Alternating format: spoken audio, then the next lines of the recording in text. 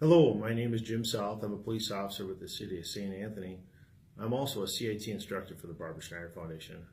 I'm here today to tell you a story about how the work that the Barbara Schneider Foundation does helps me in my everyday job duties. I was once called to a shoplifter in custody at a local comic book store. Arrived at the store, spoke with the store manager. He kind of told me the story as to what happened.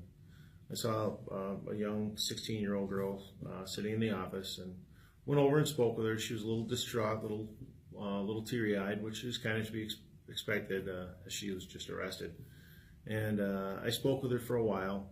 She told me what she did. She admitted to doing it. And through the course of my conversation, I noticed that something wasn't quite right with what was going on. She was a long ways from home, about 20 miles or so. She couldn't really remember how she got to where she was at, and things just weren't adding up. And so I called and spoke with her parents, and through the course of my conversation with her parents, they had told me that she was having some issues at school, some issues with some other kids, and she was having some behaviors that weren't normal for her.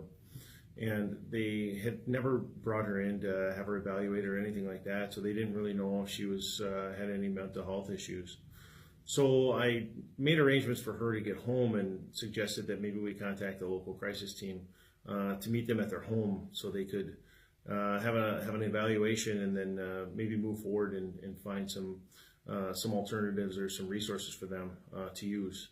The reason I tell you this story is not because I used any sort of de-escalation techniques or anything like that, but I was able to use some of the background knowledge that the Barbara Schneider Foundation teaches during its classes in regards to signs and symptoms of people that are in mental health crisis, whether they be behaviors, words, or any sort of physiological signs and symptoms. And because I was able to observe those behaviors that I had learned through those classes, and to know that we need to get them to the resources that they need, I was able to use that during the course of this particular call to be able to get this girl the help and resources that she needed.